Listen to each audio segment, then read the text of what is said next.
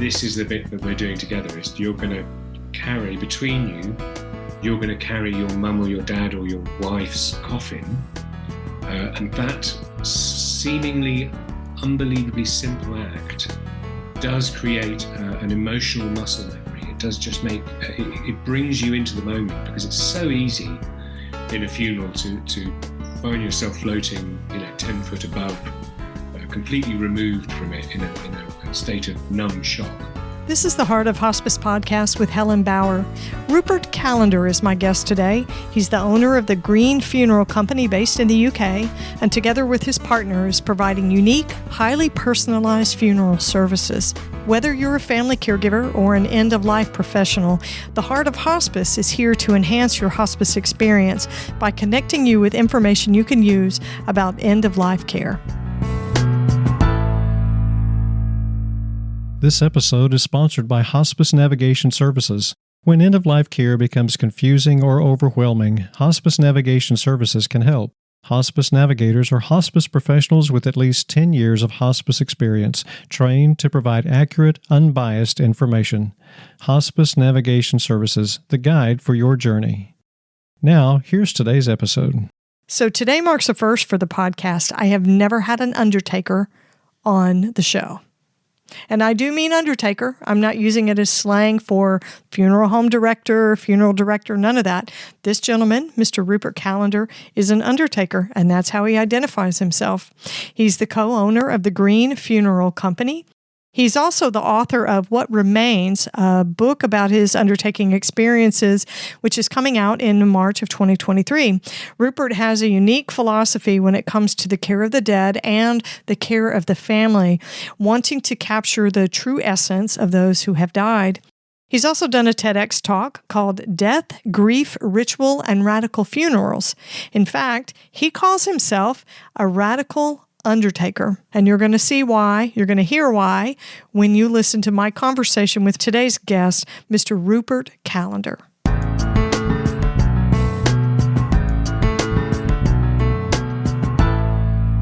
Rupert, welcome to the podcast. It's awesome to get to talk to you today.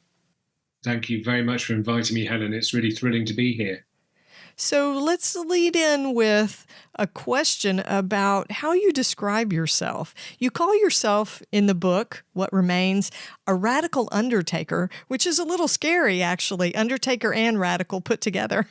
But tell me what that means to you.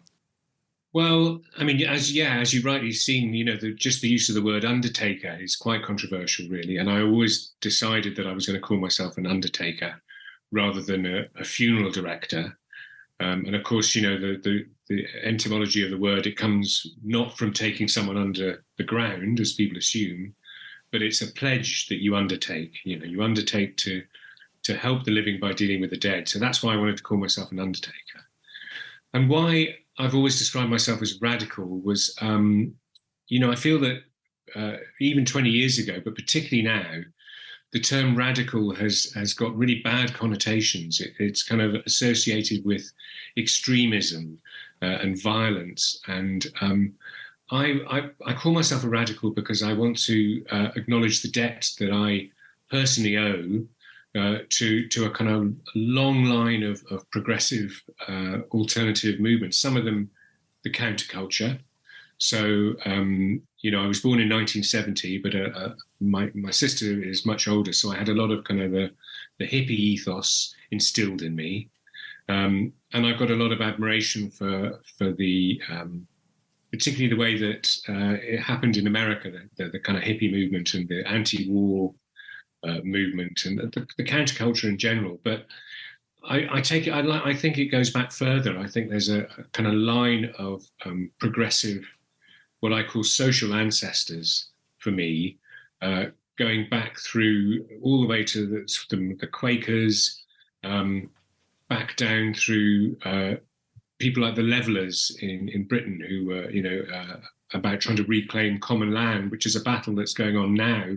Right now, here in Devon, in Dartmoor, there's a similar battle to try and reclaim rights for the people over the land. So, and people like the diggers, the English diggers, who were challenging the kind of sort of existing feudal norms there, and also the San Francisco Diggers, the performance art activist group in Haight-Ashbury in the 60s, who kind of took it upon themselves to look after the influx of largely teenage runaway hippies that suddenly filled San Francisco. But I just feel there's a kind of there's a lineage that I wanted to acknowledge in what I do, and that I'm not the idea.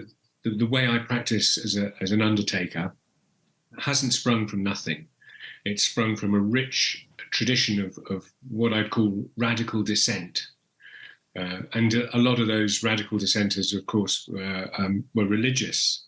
The Shakers and the Quakers and Anabaptists and all of these people who tried to take the kind of kernel of what they saw as the religious truth and do it a different way from the establishment. So describing myself as radical was really, it was planting my flag in the soil and going, this is where I come from, and this is how I intend to move these ideas into undertaking. When I hear you describe what the word undertaker means, it has for me this commitment to a family. It says, I'm here to partner with you, to undertake this task with you and walk with you while we do it. And that is the basic foundation of the kind of care you provide, isn't it? With the Green Funeral Company. Absolutely. Yeah, that's what we try to do. So we, from the offset, myself and my ex-partner Claire, who worked with me for 20 years, we did decide that we were going to try and engage with people in a much deeper way, and not come dressed in intimidating formal clothes, and not come with a somber expression, and not come in with a kind of catalogue of coffins or flower arrangings or things like that. We just thought that we would treat these people as I knew from my own experiences, who are bewildered by grief and absolutely disconnected from reality, and try and join them in that unreality, and have half of us in reality and half in their reality, and make a kind of deep commitment to them to go, okay, we will get you as far, we can't get you all the way to the end of pain, but we can get you through this bit, and we can do this bit, and if it's done right, it's like resetting a broken bone, and that's what we can do with you, and we will be with you throughout that bit, and however we decide to do it, we'll do it together. So yeah, it is a real commitment. It's a pledge. So you came to this philosophy fairly early in your 20s through after an experience when your mom died. Yeah, I had a lot of early bereavement as a child. My dad died when I was 7, and then within 6 months, my 2 surviving grandparents died, and then an aunt died, and all of these were, I kind of compartmentalized the experience of not going to those funerals. I compartmentalized them aside, and then my mum got ill when I was about 20. She developed cancer, and she went on that. I'm sure you're very familiar with it, Helen. The kind of roller coaster of initial diagnosis, and then horror and catastrophizing, and then treatment and remission. And it was a long journey. It was about 4 years, and I was literally 20 when she was diagnosed. So I kind of got used to that roller coaster. So when she did die, when I was 25, I was thunderstruck, really, and went into deep existential shock for quite a long time, and then realised that really what I was starting to feel were the effects of all my unfelt bereavements. They all kind of came rushing in, and I suddenly realised that I hadn't really grieved my father properly. And it took me a long time to grieve my mother. I cried. She died. As you know, she worked in a hospice back when I was a child. Massively formative experience for her, and she died in a hospice, a different hospice. But she died in a hospice, and she wasn't there for that long, probably only about 4 days, I think. But she felt very, very comfortable being there. It felt very familiar. And she immediately engaged with the staff on a kind of staff level, really, and started to kind of worry about the various runnings of things in a very, very thoughtful way. She just couldn't help herself. But I saw her the night before she died, and that was really shocking for me. We had a conversation, not much of which I can remember, but she said, "I'm not going to die tonight, but I'm going to die tomorrow." And she did. And I cried on the way back from seeing her that night. And then I didn't cry again for about probably 8 months or so. I went into that much of a state of numbness about it. So it was a really formative experience for me, her death. And then when I discovered, I saw a guy called Nicholas Albury on the television talking about the Natural Death Centre. This was about 4 years later, describing how you didn't need to have a license to be an undertaker or a funeral director, that in fact the family really were legally the funeral directors, and that there was a completely new way of doing things, a lot of which was informed by his experience in the counterculture. That, I had a light bulb moment and just went, oh my God, I'm an undertaker. I'm going to be an undertaker. I'm going to do everything for families that wasn't done for me. I came from a position of knowing what not to do, which is can be as powerful and as strong as knowing what to do, really, if you start off from that position. So, my mum's death was a big thing. 27 years ago, she died.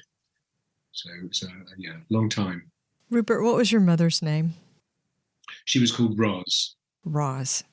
Yeah, Rosemary. Roz. I think it's important to remember those who are important to us by name like that. So Roz had a lot of maternal influence, even through her funeral. One of the things you've written about in the book is that she completely planned everything. Yeah, she did. You and your sisters didn't have to do anything.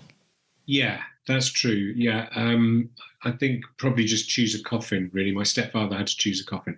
Yeah, I think she wrote probably just after I'd left. She saw all of us, and then probably after we left, she wrote down her funeral plans, which she'd been, she wrote at the top of the list, she wrote "Bossy Boots still at it." I saw that. I tagged that in the book because I thought that was hilarious.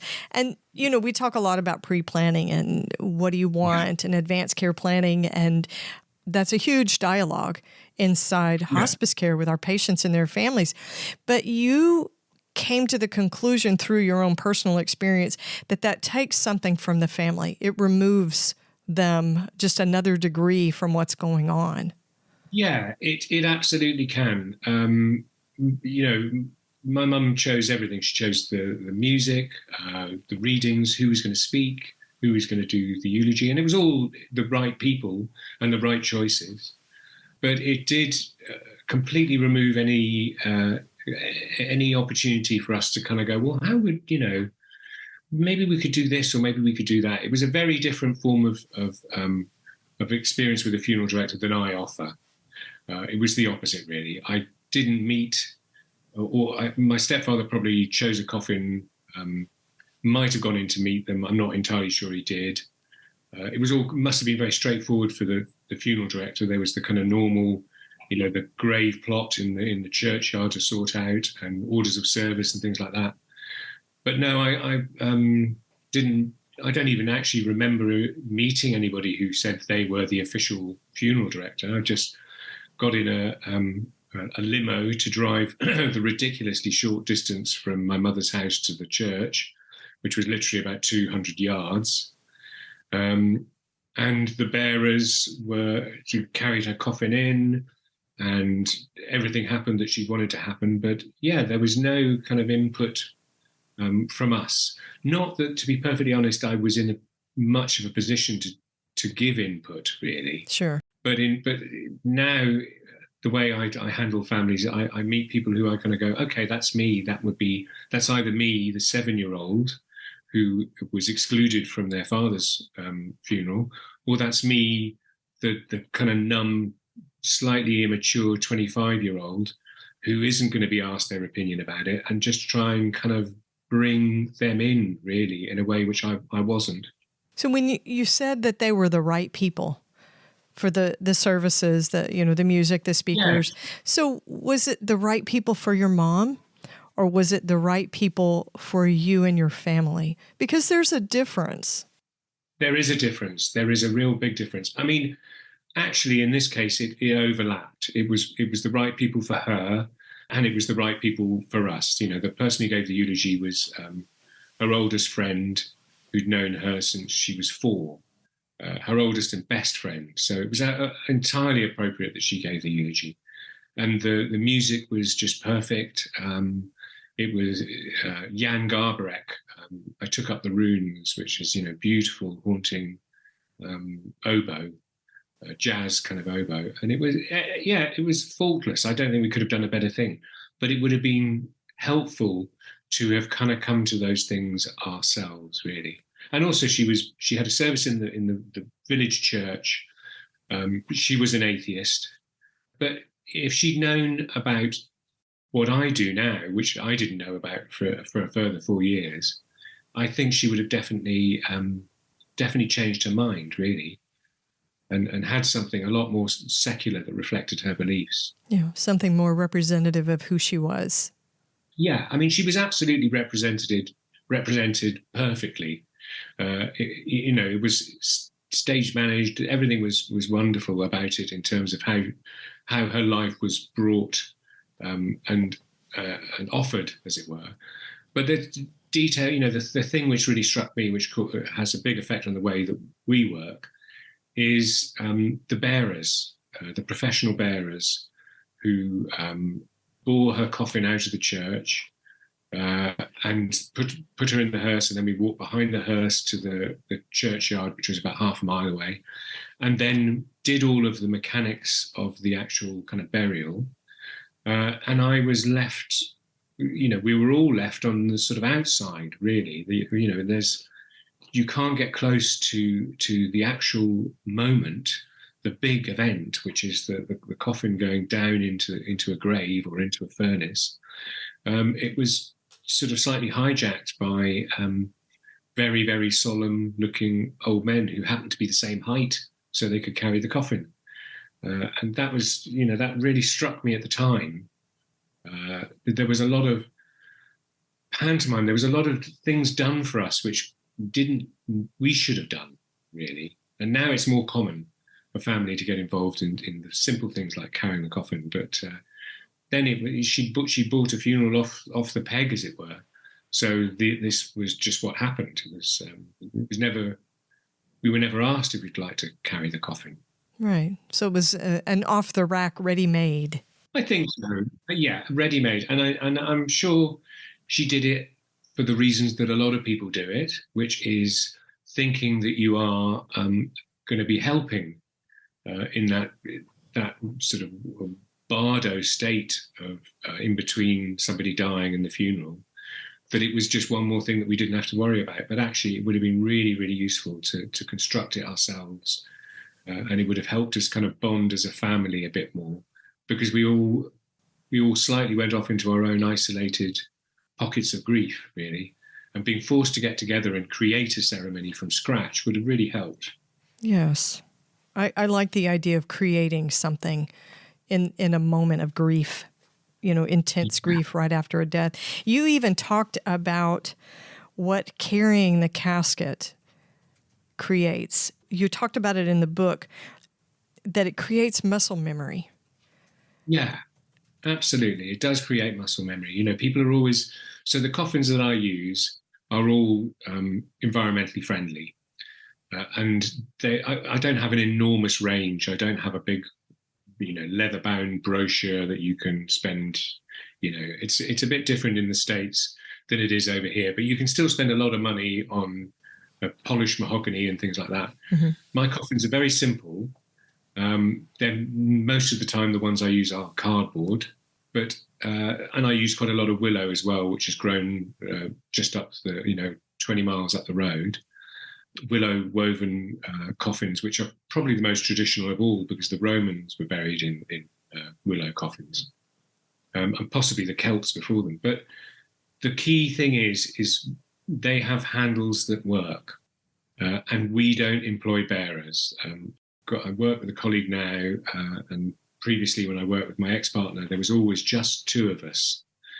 So on a practical level, we need help with the coffin. So the family kind of have to.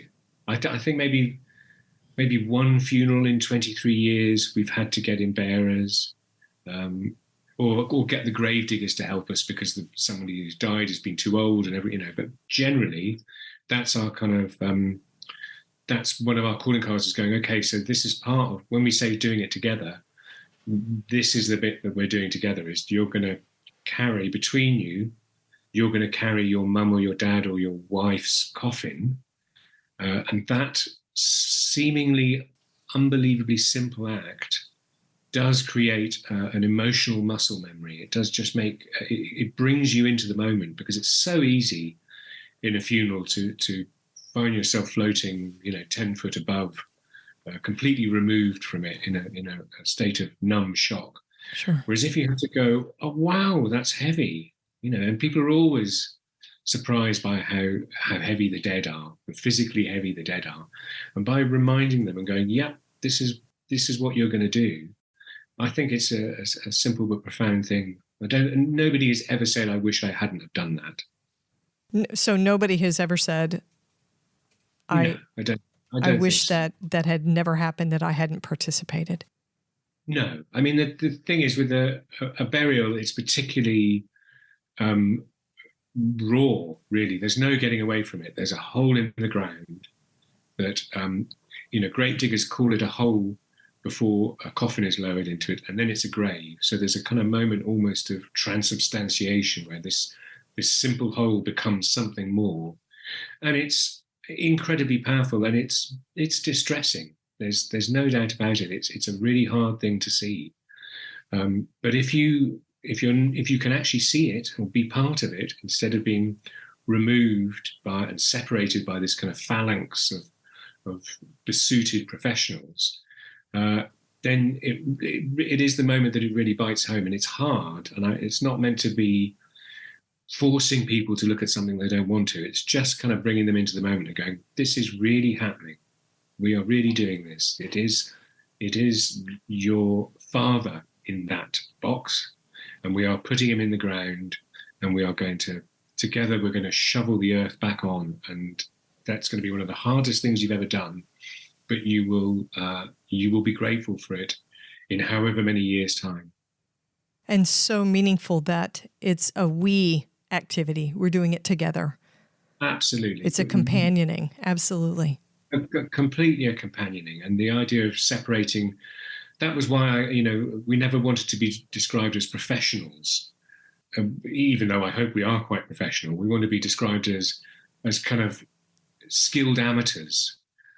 So just to break down those kind of barriers between, we're the people who know what funerals are, and you're the people who are going through it. Just mix that all up and go, we'll all go through it. Obviously, we're not experiencing the same amount of emotional pain that they are, but the amount of time we spend with a family, hopefully with the body as well, we do kind of become what someone once described my ex-partner. They introduced my ex-partner as my temporary best friend. And it's that kind of, that's kind of what we're aiming for. Yes. But it's not, and I have I've made friends now. Some of my best friends I've made through funerals, but it's not a kind of, we're not making a false commitment going, we are going to be your friends forever. We're like, we're here in this moment, and we can do this for you, and we're going to be much more engaged than an ordinary funeral professional would. This episode is sponsored by Hospice Navigation Services, the guide for your journey. Navigating end-of-life care can be confusing and overwhelming. Hospice Navigation Services can help you navigate hospice care for the best end-of-life experience possible. Hospice navigators are hospice professionals with at least 10 years of hospice experience, trained to provide accurate, unbiased information. Our team's compassion and respect for quality of life allows them to help you focus on getting the kind of care you want. When you need in-depth information about hospice, a Level 1 navigation session can provide information on what hospice care includes, roles of the team members, and how to choose a hospice agency. A Level 2 session is the best choice if you want to include multiple members of your family or caregiving village, and includes an explanation of hospice costs and coverage. If you have specific questions about a current hospice experience, a question and answer session with a hospice navigator can give you the answers you need.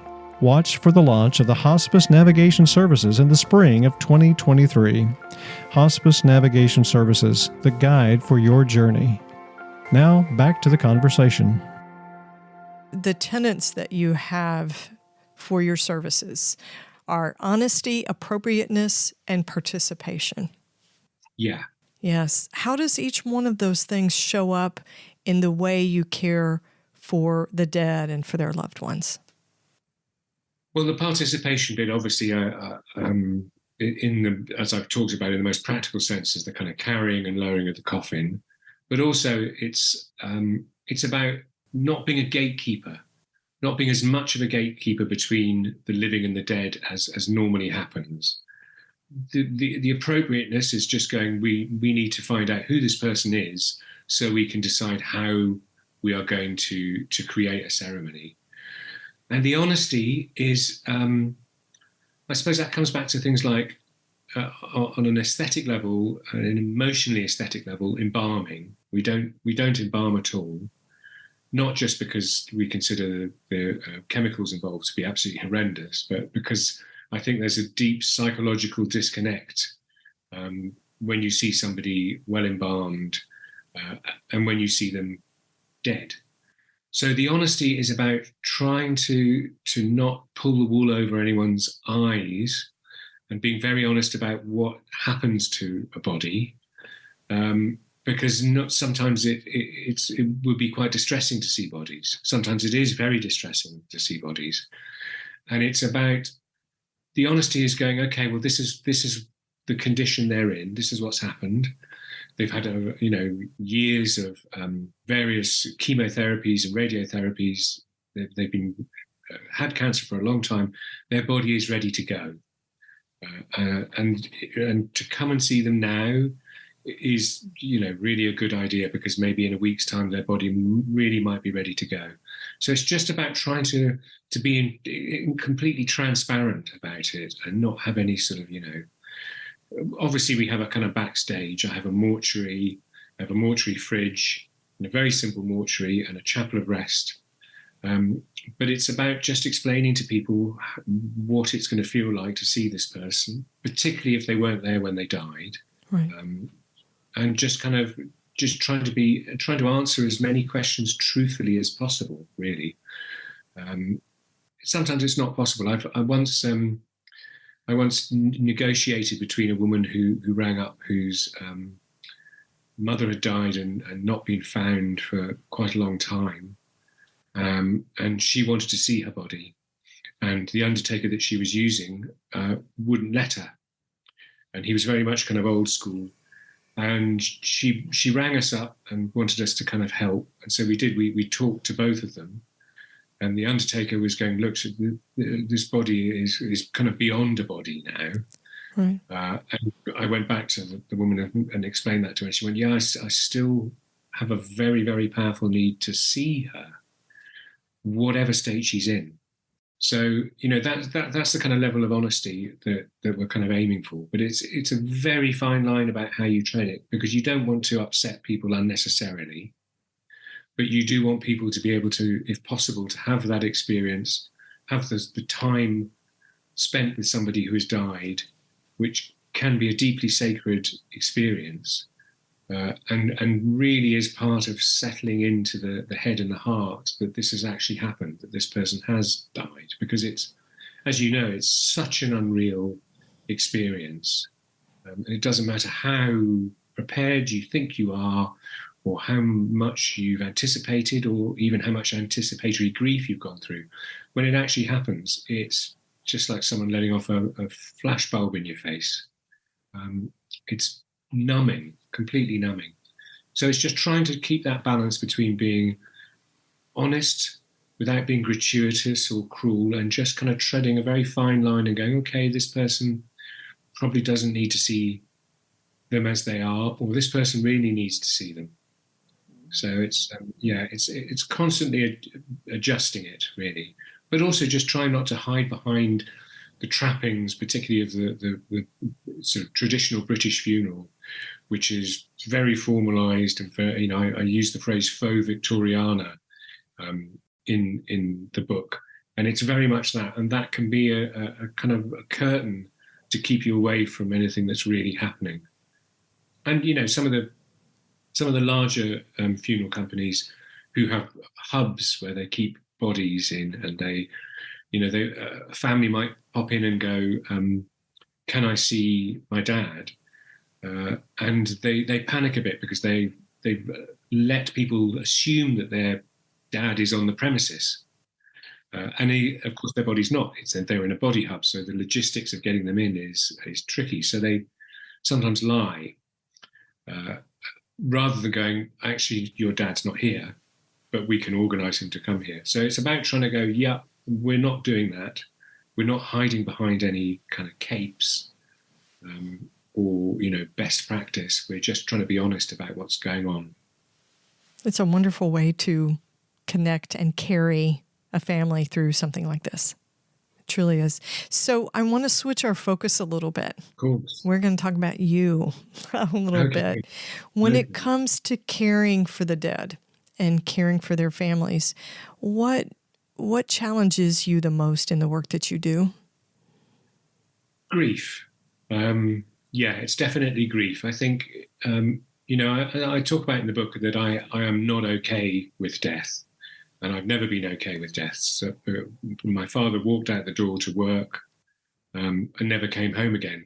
And that completely robs you of any of that sense of kind of immortality that, teenagers who haven't gone through it feel. So I'm frightened of death on a kind of existential level, and also on a kind of how it might happen level. But it's not death that I find the most difficult around this work. It's grief, and that's the thing I also fear the most is grief, really. So being around incredibly distressed parents whose children have died in any manner of tragic circumstances, it's unbelievably hard to hold yourself in that moment and be what you are. There's a book, I imagine you might have heard of it, called Intimate Death by Maria de Hennezel, who is it's about 20 years old now. She's a French psychologist who worked in 2 hospices in Paris. One an AIDS, specifically an AIDS hospice, and another a general hospice, which is nearly always cancer. And she describes a scene of great distress of a woman who's been admitted, who's dying, but her daughter won't let her say that. And the psychologist walks in, Maria walks in, and she says it's like a little scene of hell, but there is this candle flame of reassurance, which is the hospice nurse. And she's just radiating this kind of calmness amidst all this hell. And that's what we've always aimed for, but it's really, really difficult. When my burying teenagers, when my stepdaughters were teenagers, was incredibly triggering. And being around a couple who were, our age, in which one of them had died, that was incredibly triggering. So I find grief. Yeah, I've always found it, and particularly as I've been doing it for 23 years, the accumulation of grief is really quite difficult. Bodies, I'm now completely used to, and I was fascinated by them when I first started, because they were the first dead bodies I'd ever seen, really, were the first funerals I was doing.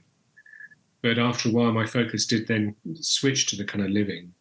So there's nothing really that I find difficult about working with the dead physically, other than lifting people all the time, because it's a very, half of the job is very, very practical and physical.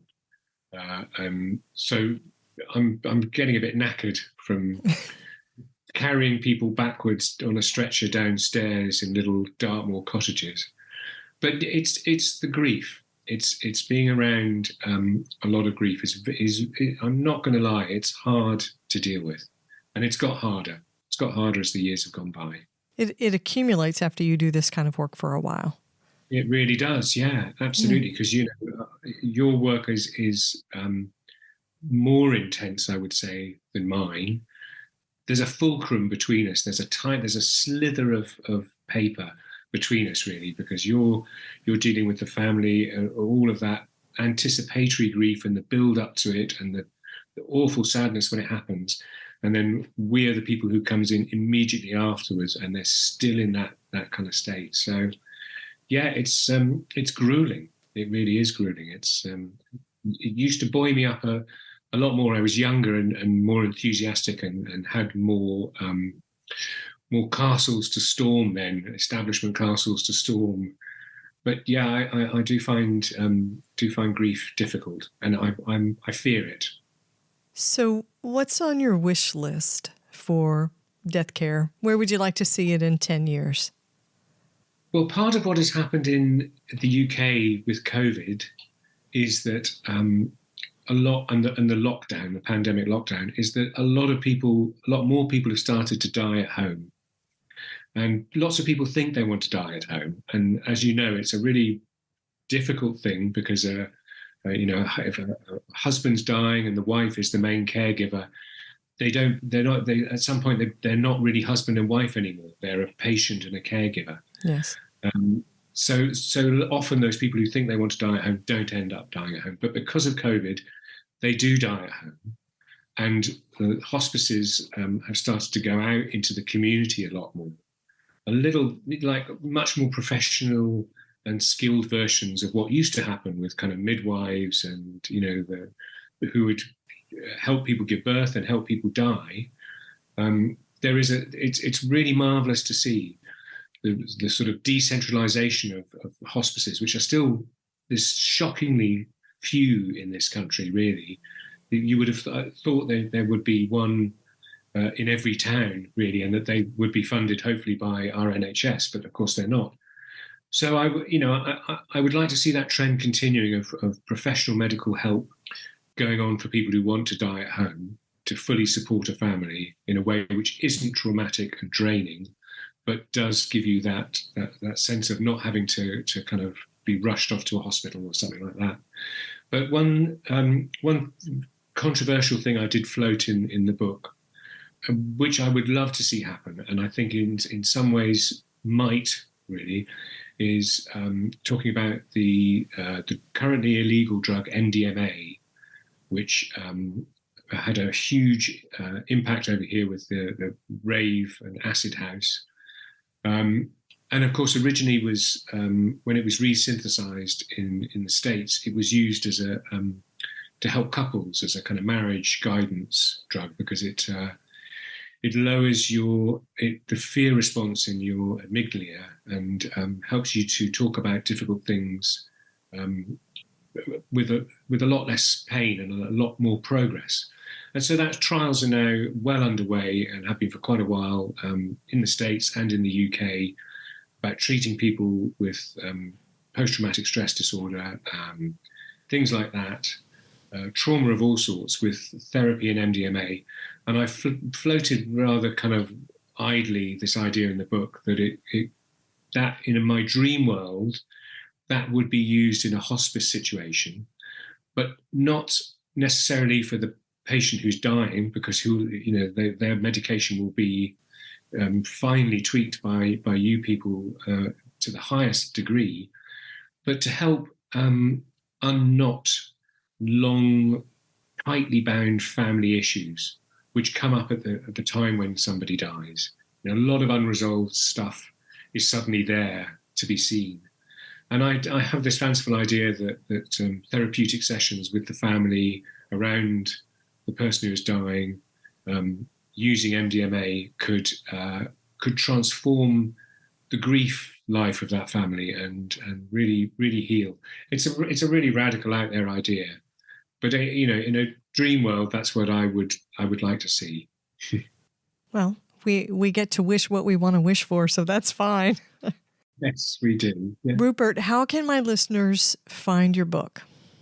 Hopefully it'll be splashed all over the New York Times, the LA Times. I don't know. It's it's called What Remains: Life, Death, and the Human Art of Undertaking, and it's published by Chelsea Green, who are a wonderful Vermont-based progressive publisher who've been going since the 80s.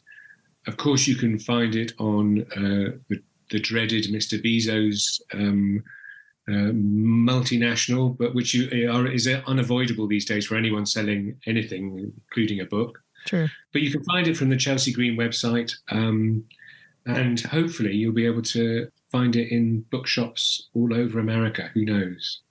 Well, I'll have links to everything, including your TED Talk. Thank you. That you did, yes. It's a bit bonkers, the TED Talk. A lot of this, some of it I go, what am I meaning there? I think in the TED Talk I call for almost a storming of the gates of heaven. It's my idea with any of these things, that with the book and with the TED Talk, are that I probably won't ever get an opportunity to say all of these things that I want to say. And so I'm going to speak my truths, however outrageous they might seem to other people or even inconceivable. So, yeah. I'm glad you enjoyed the TED Talk. Oh, I did. And that's how change is made. That is how change is made. So use your voice. It's needed.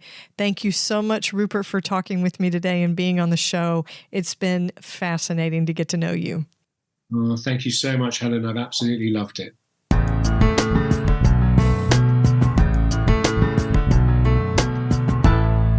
So now you see why Rupert is a radical undertaker. He's got some amazing ideas.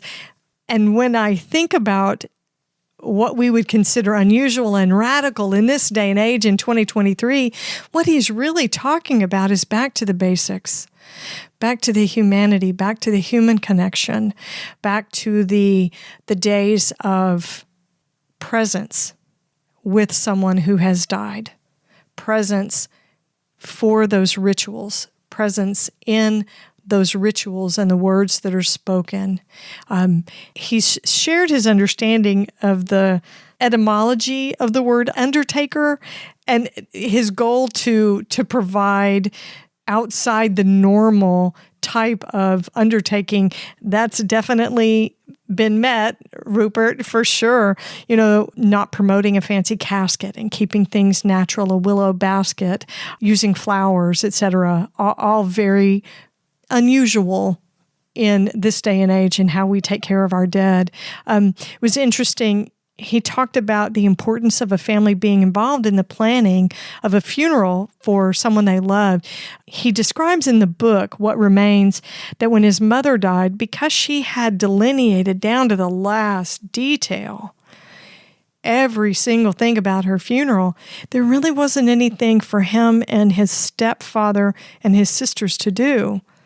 And he felt later on that wasn't a healthy situation, that it would have been better for them, for their grief, to be able to do those things and to plan those things. But he wasn't resentful of his mother's doing that. He said she was naturally a go-getter, an organized person. In fact, in the book, he says that on the papers where she wrote out all the instructions, she calls herself Bossy Boots at the top of the page. So she knew she was doing it. She knew she was large and in charge for this. But he talks about the importance of the family participating in some of the things. One of the points he made was about carrying the casket, carrying the coffin. So I take it, because he practices his business in the UK, that they have what we call pallbearers, casket bearers, funeral bearers, that work for the funeral home. He describes them as older men, fairly tall, dark suits. That's how he personifies them in the books. In the United States, of course, we have historically, traditionally had pallbearers that are chosen by the family members or friends who they would like to be part of this service. But Rupert says it's important for families to participate in the funeral, and he talks about them participating as casket bearers, that there's a memory that's created. And he called it a muscle memory because it's a physical action to carry a casket, but it creates a special memory in the heart and mind of someone who's participated that enhances their grief journey and makes it easier. When I asked Rupert about what he thought was the most challenging thing for him in his work as an undertaker, he immediately said it was the grief. So when you think about funeral care, funeral professions being care professions, it's very similar to the wear and tear that we experience as end-of-life workers, hospice professionals, end-of-life professionals. The wear and tear comes from that secondary grief, that compassion fatigue. And he says that's the most challenging thing for him. Makes sense. The work that we do, if you're empathic and you're doing it well, and they are wading in, he and his partner Claire are wading in and becoming very involved in the family and hearing about the person who's died, there is some of that grief that you take on. That secondary grief is very normal to do that. And I would dare say it's very healthy when it comes to providing services. But as a person, as an individual human, it's so important for Rupert and Claire to be able to take care of themselves. And I think his self-awareness is really, really great. The self-awareness of how grief is challenging for you in a care profession, that's half the battle right there. So I would encourage you to find his TED Talk. You can just Google it. It's a TEDx talk that was done, looks like in, I can't say the name of the city, but it's Totnes, Totnes. I'm not really sure, so forgive me, our listeners in the UK. And you can also read more about what the Green Funeral Company is doing over there in the UK at thegreenfuneralcompany.co.uk. And you can read about their journey with their green funeral services they're providing. Be sure to catch the next episode of the Heart of Hospice podcast. You can find more episodes on theheartofhospice.com. Don't forget to subscribe on your favorite podcast platform. You can connect with the Heart of Hospice on Facebook and Instagram, and send your questions or comments by email to helen@theheartofhospice.com. And remember, no matter who you are or where you are in your hospice journey, you are the Heart of Hospice.